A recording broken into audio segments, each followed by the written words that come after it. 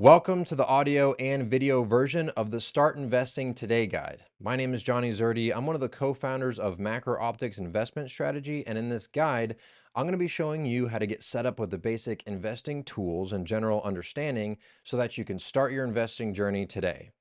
Now, my team and I, we speak to hundreds of different investors each and every week that range in different experience levels. And for those who are just starting out, we've noticed that there are some common questions which this guide answers, but also as well, when I was starting out, I wish I had something like this guide because it would have saved me hundreds of hours of research and YouTubing so that I can just get going as soon as possible. And that is what this guide is set out to do.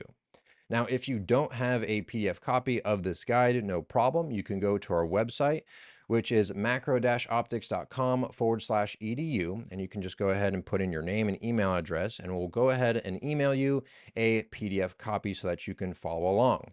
Also, as well, we have a free community resource, which you can, get access to in that email. We'll send you a link, and that way you have a ton of other free resources to help you continue getting better.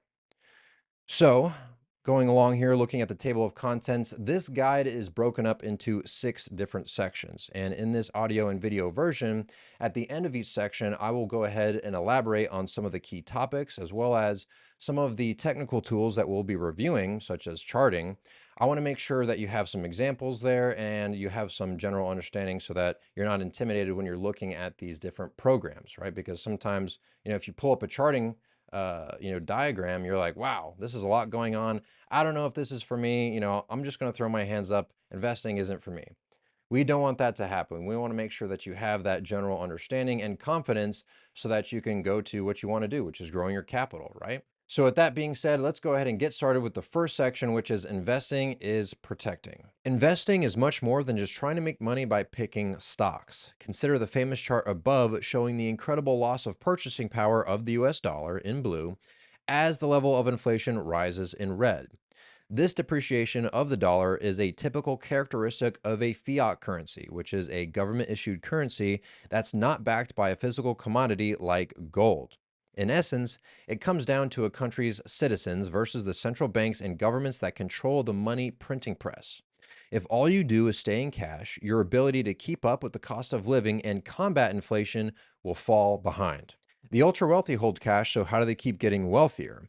They don't just invest to cancel out the effects of inflation, they've learned strategies that can consistently outpace it, and so can you. If your goal is to ensure that you and your family's finances are safe and not subject to financial erosion, it is your obligation to invest intelligently. All right, so this quick start guide was created to show you how to get set up with the basic tools and general understanding to start your investing journey, like we mentioned in the intro. And so what I want to elaborate on is look at this chart above here, right? Maybe I can zoom in a little bit. The dollar is just going to keep getting printed away, right? Because our government and central banks, essentially, it's a debt-based system. It's no longer a labor-based system, which happened coincidentally in 1971, right? And so as inflation rises, the governments just keep printing the dollars away. Our purchasing power just keeps on declining. And so we have to do something in order to keep up with it, right? I just want to point to a website that I like to look at called WTF Happened in 1971, right? We just talked about that, where for some reason, that's the same year that the US government was taken off of the gold standard, and looked what happened since then, right? Compensation has remained flat while our labor productivity has increased almost double, right? So our pay has pretty much stayed the same, even though we're working twice as hard. That's not good. That's not a way for us to flourish as a society, right? These two lines should have continued to be together. You can also see this in the 50-year decline in wages as a share of the economy's total income. Look at that huge drop off there. And if you take a look at this chart of income growth from 1917 to 2012, you can see that the bottom 90% of earners who never invest in anything, their income growth has actually dropped off. Whereas the top 1% of earners who invest intelligently, they've been able to not only, outpace inflation, but also be able to increase their purchasing power. That's what we're trying to do here with investing. So that's why it's important to learn a strategy and to make sure that you're consistently growing your capital for yourself and your family. And so with that, I'm going to be showing you how to get set up with the basic platforms so that you can start getting exposure to a lot of these assets that can help you accomplish this. All right, so let's go ahead and get into the next section, which is getting set up with brokerages as well as cryptocurrency exchanges. Two questions that most new investors have when they start investing are one, what do I invest in? And two, how do I invest in it? Below is a list of some of the most common types of investable assets with brief descriptions. Stock is ownership stake in a company. A bond is where you lend your money to a company or the government, and in return, you receive interest income. A mutual fund is where you pool your money with other investors to mutually buy stocks, bonds, and other investments. You have exchange traded funds or ETFs, which are a basket of securities that tracks an underlying index like the SPY that tracks the S&P 500. You can also invest in other currencies like euros, Japanese yen, British pound sterling, Swiss franc, etc. You can also invest in commodities like gold, oil, and natural gas, as well as cryptocurrencies like Bitcoin and Ethereum. You can skip to page 4 if you already have an account with a registered brokerage or a registered cryptocurrency exchange, but I'm going to go ahead and show you the steps on how to sign up for a brokerage account. The top two brokers at the time of this guide are Charles Schwab and Fidelity. Do your own research, but pick one and follow the steps below on their website. First, you're going to want to go ahead and open a brokerage account. Then you're going to enter your personal tax information and account type, which is either an individual or a joint account, just starting out. Then you will go ahead and add features for margin or options. You can pretty much skip this for the time being because you can always add those later. And then next, you want to complete the account application and add your preferred funding method in your account settings, whether that's, setting up with a direct deposit or if you want to link your bank account. Step 5, congratulations, you now can buy stocks, bonds, and ETFs. Note that similar to FDIC insurance with bank deposits, money in a brokerage account is protected up to $500,000 by SIPC insurance. So if you look in the guide here, you have Charles Schwab as well as Fidelity underlined. These are actually hyperlinks that you can use to sign up. So if you want to go ahead and right click on Charles Schwab, open it up in a new tab, it'll take you to a page where you can scroll down and click open an account.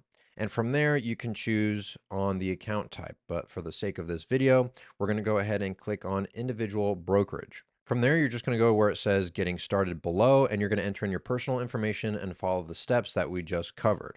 You can also do that with Fidelity by going and right clicking on the underlying link for Fidelity, and that will again pop open where you can click on get started, put in your first name, last name, and email address so that you can follow the steps to open up a Fidelity brokerage account if you'd like. Next is getting set up with cryptocurrency exchanges. Cryptocurrency exchanges are similar to traditional brokerages, but they only allow you to buy and sell digital currencies and tokens like Bitcoin and Ethereum. The top two crypto exchanges in the United States at the time of this guide are Coinbase and Kraken. Again, do your own research, but pick a website and do the following steps below. Pick account type, either individual or business, then you enter your email address and create a strong password. Now, creating a strong password is super important because, crypto is like the wild, wild west, and there's always hacks that go on. So you want to make sure that pick a strong password that you don't use like commonly on other accounts or, maybe, logins that you use for like Facebook and stuff like that. So you want to choose a strong password that's unique that, isn't used anywhere else. Then from there, you want to verify your email address and set up what's called two-step verification with your phone using an authenticator like Google Authenticator. You can just go to the App Store or Google Play, depending if you have an iPhone or an Android, and download the Google Authenticator there. After that, you're going to go ahead and enter your tax information and verify your identity. Now, the way that you can avoid a lot of these scams is if you put in your identity, which some people aren't comfortable with, and that's okay. But when it comes to cryptocurrency exchanges, they make you do this so that they can make sure that you're an actual person. So whether that's uploading your driver's license or your passport, you're going to want to go through those steps. All right. Then from there, you have your account set up and you just have to add your preferred funding method. Like we said before, either, direct deposit or your bank account. And then from there, you'll be able to trade and purchase cryptocurrencies instantly. Note that you'll be able to purchase crypto once your personal identity has been verified, which can take days or even weeks. Once you're able to buy your first crypto, you'll have to wait another 7 days before you can send it to another exchange or cryptocurrency wallet, or withdraw it back to your bank account, right? So you're gonna have to wait a week. Keep in mind that cryptocurrencies are not legal tenders, so exchanges are not FDIC or SIPC insured, meaning that in the event of an exchange bankruptcy, any loss of funds may be unrecoverable. And so, in order to avoid being subject to permanent losses in the event of a bankruptcy, it's best practice to use a non custodial wallet. A non custodial wallet is a digital wallet that gives you exclusive control and ownership of your cryptocurrency instead of entrusting them to a centrally controlled crypto exchange. An example of this would be like Ledger, which you can see here. I don't know if see if the camera focuses in. Yeah, this is it kind of looks like a USB stick a little bit, but you can connect this to your computer and store your private keys directly on here so that you control your crypto. And I highly recommend that, especially, if you're going to store cryptocurrencies for a long period of time without trading them, right? Because you have to remember, not your keys, not your crypto. Now, we go into other details about cryptocurrency wallets and things like that in other videos, which you can find again in macro-optics.com/edu. But just know that there's things called public keys and private keys. And if you just leave all your cryptocurrencies on exchanges like Coinbase and Kraken, you technically don't own those assets, right? And in the result of a bankruptcy where you can't recover those assets, that's not a situation that you want to be in, right? So you want to take preventative measures and make sure that your cryptocurrency is safe. Now, just like the brokerage accounts, if you look, Coinbase and Kraken are underlined here. And so if you right click it and open it up in a new tab, it will load up Coinbase where you can go ahead and sign up. Once you click on sign up, like we mentioned in the directions, it'll ask you if you want to open up an individual and business account. If you want to do business, you could, but I really don't suggest it, especially just starting out. Make sure that you're choosing individual and then click there to get started to fill out the rest. The next section that we're getting into is paper trading, which is how to gain experience trading the markets without having to risk your real money. The more you sweat and practice, the less you bleed in battle. Richard Masinko, Rogue Warrior, 1992. Investing is not like playing the lottery or going to the casino. If you hear someone say only invest what you're willing to lose, run away because that person does not have a reliable investment strategy. What happens to most new investors is that they hear about a stock or a crypto and they blindly buy it. Then they give up when they lose money or when it doesn't make them a millionaire overnight.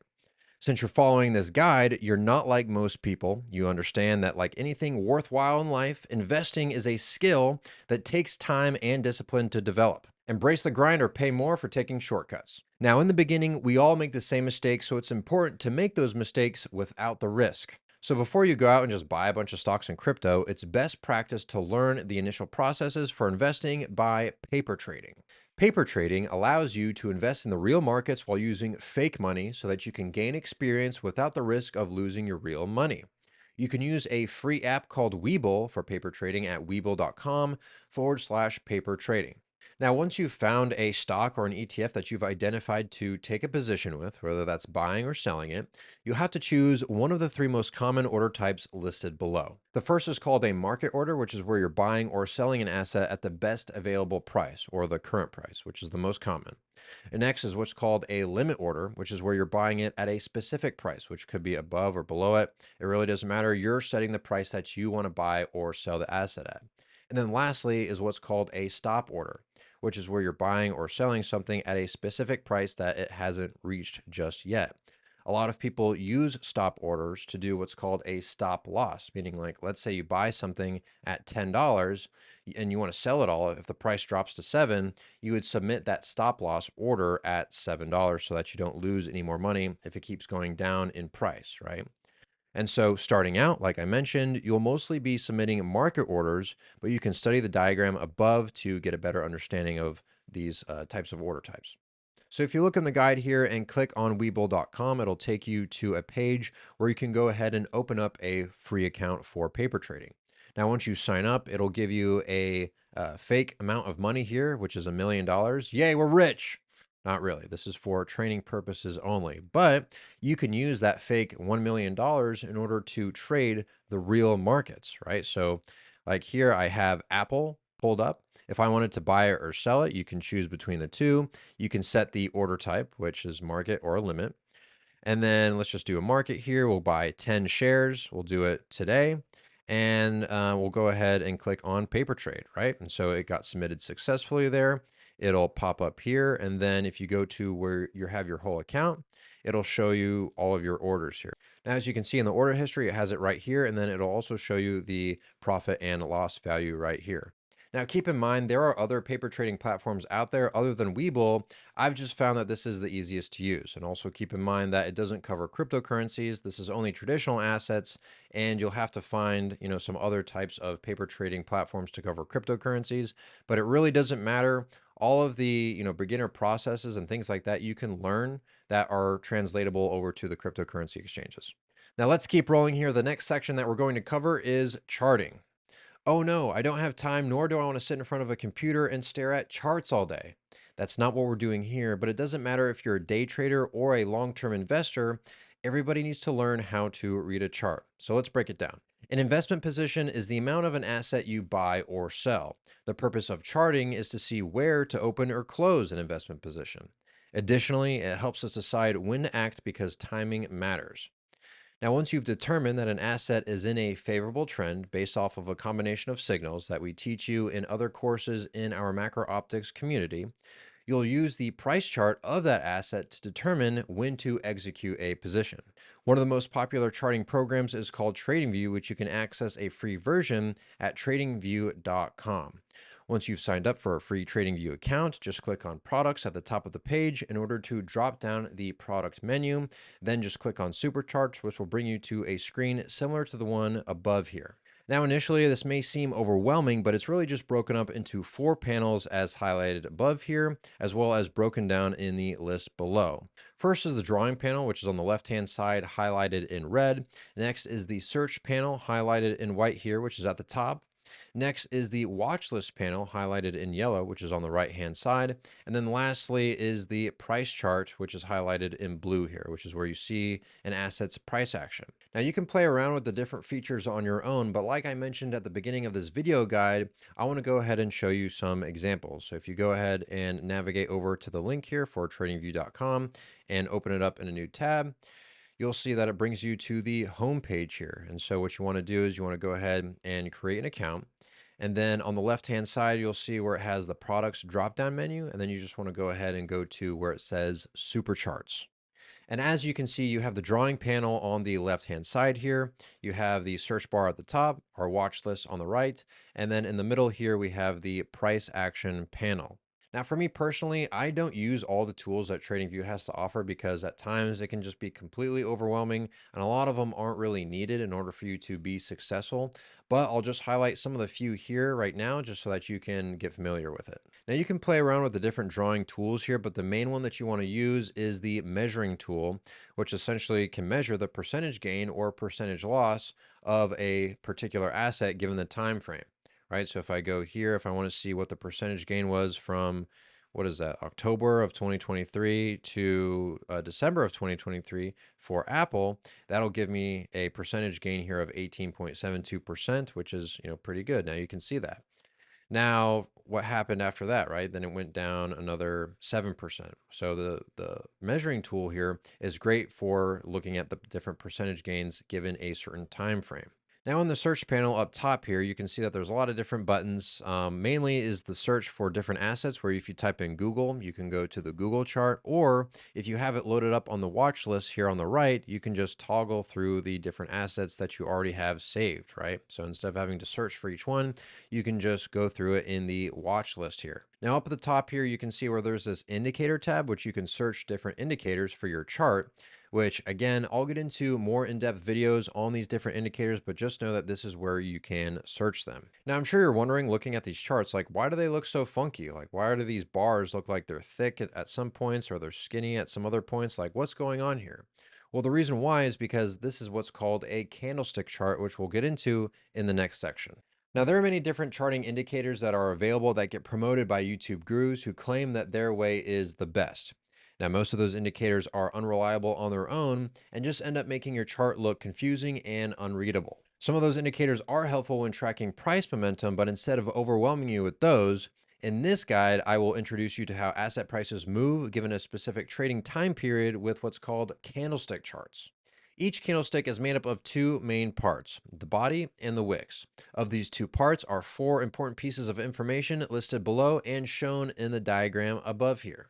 Taking a look at the bullish candlestick here, you have the open of the body, next is the close of the body, and then you have the high of the candle wick and the low of the candle wick.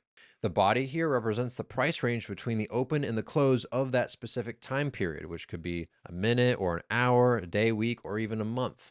When the body of the candle is red, it means that the close was lower than the open, which means that's a bearish candlestick.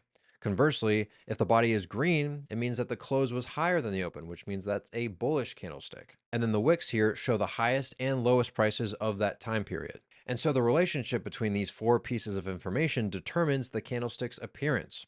Bodies and wicks can come in all different sizes. And then as time goes on, series of candlesticks are created as prices change during a given time period. We can track them in different time frames in order to spot trends and trend shifts.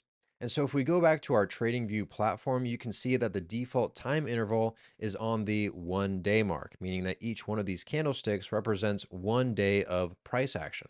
So if you wanted to change time intervals, you would go to the 1 week here, meaning that each one of these candlesticks represents 1 week of price action. And you can even go the other direction. So they have the 4 hour time interval, which each one of these candlesticks represents a 4 hour time period of price action. You can do the 1 hour, the 30 minute, the 15 minute, and you can even go to the 5 minute. And that kind of gets a little bit crazy. I wouldn't recommend doing that unless you're like a super crazy day trader. Normally, what I typically use is the 1 hour and above. And so zooming into Apple on the daily time frame, you can just pick one of these candlesticks, right? So we can go to this bearish one here, whereas the wicks represent the highest and lowest range of that trading day that the price went to. And then because it's red, you know that the closing price was lower than the opening price here. Now, if you have any questions about charting or candlestick patterns, make sure you join our macro optics community and ask your questions there, because that's where myself or one of my teammates can answer your questions. Now, in the next section, we're going to be covering the importance of building a diversified portfolio. The best way to consistently compound your wealth, achieve long-term returns, and avoid portfolio losses is by building a diversified portfolio. Portfolio diversification commonly gets a bad rap among new investors, as they typically get introduced to investing as a way to get rich quick. They often take Warren Buffett's famous quote about diversification, "It's protection against ignorance," and decide they'll diversify their total portfolio 50-50 into Apple and Bitcoin, for example. This is not a diversified portfolio. Concentrated positions could potentially boost returns in the short term, but can also lead to large portfolio losses. If you treat the market like a casino, it will most likely treat you back like a gambler. The most important thing is to build an investing strategy around a well-diversified portfolio with exposures across a broad array of asset classes, industries, and geographies.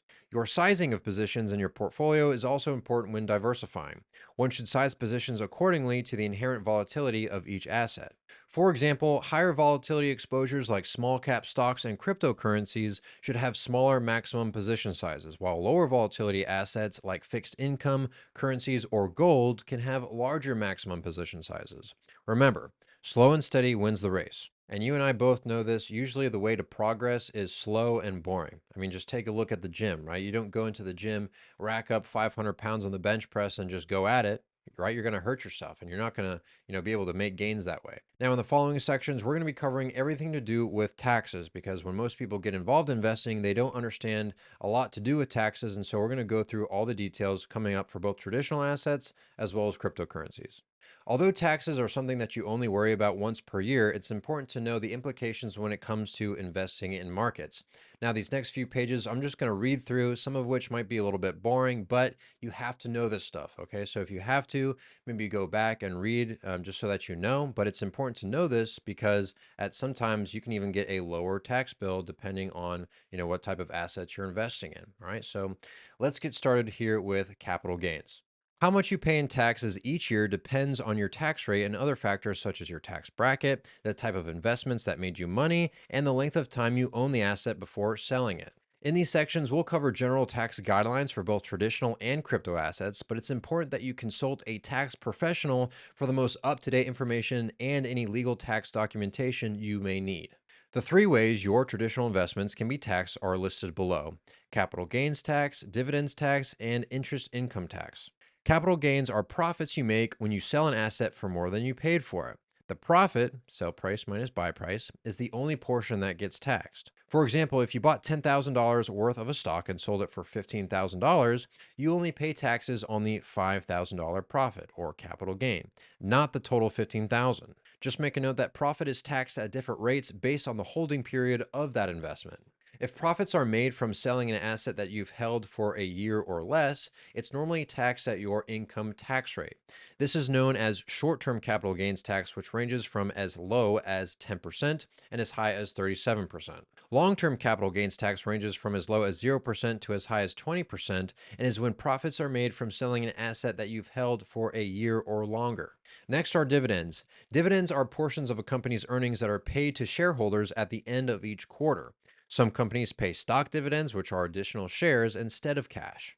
Dividends are taxed at different rates depending if they are ordinary or qualified dividends. Ordinary dividends are payments a public company makes to the owners of its common stock shares and are taxed as income at the person's income tax rate. Qualified dividends are ordinary dividends that can be reported to the IRS as a capital gain rather than income. To be considered a qualified dividend, two basic requirements must be met.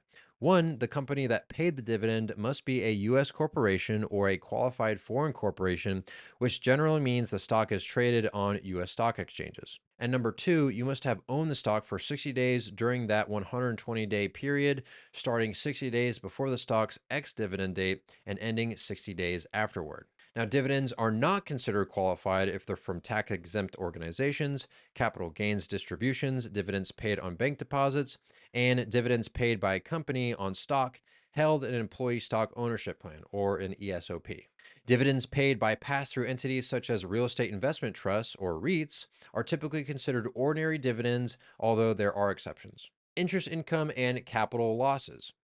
Interest income you receive on bonds, ETFs, mutual funds, checking and savings accounts, certificates of deposit or CDs are taxed at your normal income tax rates. If your brokerage pays you interest on cash balances, this is also taxed as ordinary income. Think of high yield savings accounts or money market funds. Now, the only type of interest income that are tax exempt are municipal bonds, which are bonds issued by states, cities, and localities. At the end of the year, some people purposefully sell their assets at a loss to limit their short term capital gains that would normally be taxed at a higher rate. This is called tax loss harvesting, which is a legal way to preserve the value of your portfolio while reducing taxes. For example, if you sell a stock at a $5,000 profit, but you sell another stock at a $1,000 loss, your taxable capital gain for that year is $4,000. Long term capital losses are used to offset long term gains before having the ability to be applied towards short term capital gains. Similarly, short term losses are used to reduce short term capital gains before long term gains. If your capital losses are greater than your capital gains in a given year, you can use them to offset your other taxable income. However, if your net capital losses exceed the capped amount, which is $3,000 per year, you can carry them over to subsequent years. This is called capital loss carryover. Now remember, due to the wash sale IRS rule, investors need to be careful not to repurchase any stock sold for a loss within 30 days, or the capital loss does not qualify for the beneficial tax treatment. Lastly, let's move on to crypto taxes. The following information may be different if you live outside of the United States, so just keep that in mind. Crypto is viewed as property in the United States and is subject to both capital gains tax and income tax. Now, this is important. Anytime you sell your crypto for fiat currency, swap from one cryptocurrency to another, or spend your cryptocurrency for goods and services, that money is subject to capital gains tax if a profit is realized at the time of transaction. Now, capital gains tax for crypto is the same for traditional assets in terms of long term and short term capital gains tax, but is calculated a little differently. Remember, capital gains is the profit that you make from selling an asset, meaning it's the sell price minus the buy price. But in crypto, it's the coin value at sale minus the initial coin cost minus any transaction fees. If you receive an airdrop, staking rewards, DeFi interest, mining rewards, referral bonuses from cryptocurrency exchanges, or get paid in crypto, your crypto is taxed as income at your personal income tax bracket. Okay, so when are you not taxed in crypto?